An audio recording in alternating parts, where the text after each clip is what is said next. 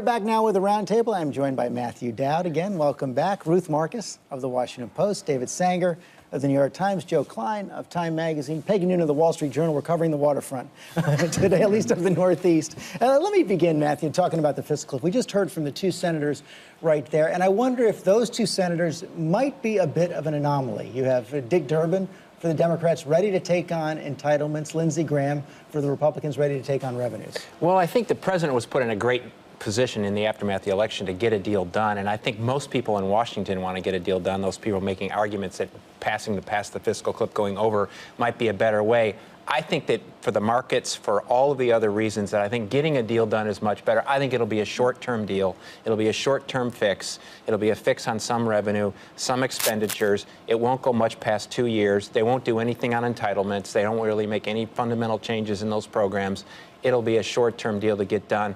But there is a growing sense. That's not much of a deal, but that's something. there is a growing sense, though, from both sides. It seems to be going over the cliff is not a bad thing. Well, there's some of that, and you heard that from Grover Norquist, also from Senator Patty Murray for the Democrats. But Ruth Marcus, you've been covering budget battles, I think, going back to 1991. No, don't age me. I was there, too. It's okay. All right, don't age us. But you're actually picking up in your reporting a little more pessimism about the possibility of a deal. Yeah, I've been going before the fiscal cliff, up and down the fiscal roller coaster, because, as you know, George, from the previous battles, it always looks like it's not going to get done just before it actually gets done. That said, I've been very disappointed, and I agree with everything that Matt said about why it's important to get it done and what's doable. But the Republican House offer that came in the aftermath of that very nice sounding meeting with words of encouragement and moderation and flexibility on both sides, it was an offer, as far as I have reported, that did not reflect the impact of the election. No increase in rates, no specified increase in revenue, but nothing specified. Get rid of the sequester. No trigger if the tax reform doesn't reduce anything. Mechanism. And also pay attention to this.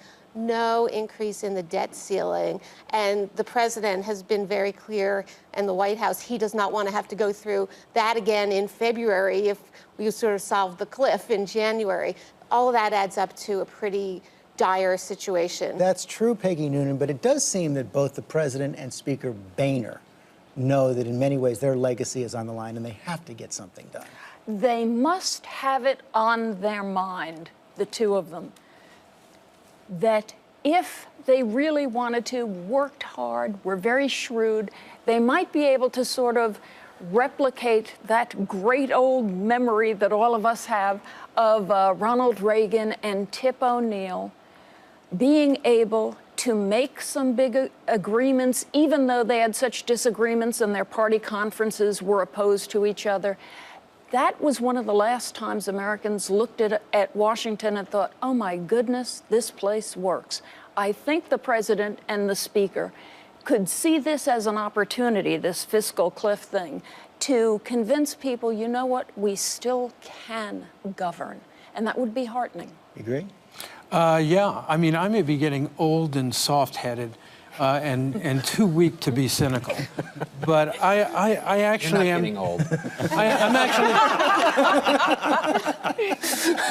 from your lips to God's ears. And this is bipartisanship. But I think that this election mattered in a way. I think that there was a tremendous fever in the country, a fever of intransigence and partisanship, and that fever has broken. I think Grover Norquist's sell-by date has passed. And Obama has already put entitlement reforms on the table in his private negotiations with Boehner a year ago, and I think that we're going to get a deal. We may go over the cliff for a week or 2 weeks or whatever, but I'm optimistic that there's going to be a deal. And there's some talk that actually going over the cliff wouldn't be the worst thing in the world, because at least for Republicans, then everyone's taxes would have gone up without a vote by them, and they're just voting to cut taxes. Well, that's right, but also the president's leverage goes up as you get closer to that date, George, because the taxes all go up. At that moment, then he's just negotiating about how much to cut them back down. And I suspect that as they get closer to the date, the Republicans are going to look at the president's leverage post-January 1 and think they may not want to go face that. There's a second element, though, that comes into this, which is that once you're past that date, it's very bad for the markets, as Matt said, but it may not be an immediate effect on the economy. Yes, there are cuts that go into effect on the Pentagon. It's about a 7 or 8% cut on everything. Everybody will look at this and say, this is probably the worst way to cut the Pentagon budget.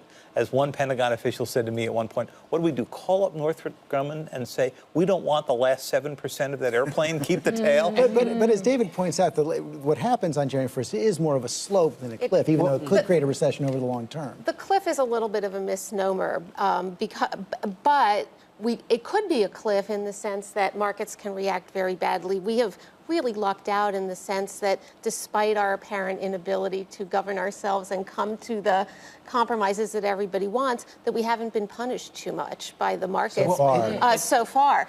But one of the things that's interesting is you have the extremes in both parties willing to go over the cliff. At the same time, you asked Matt if Senator Durbin and Graham were an anomaly.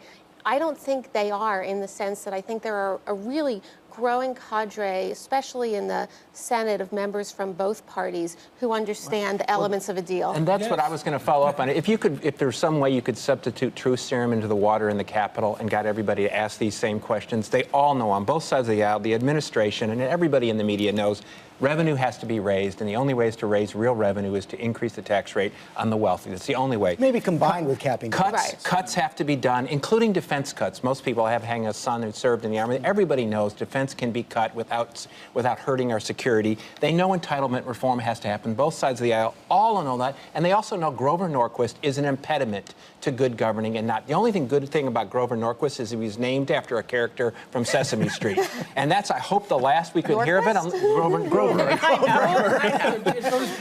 think it goes back to Boehner again.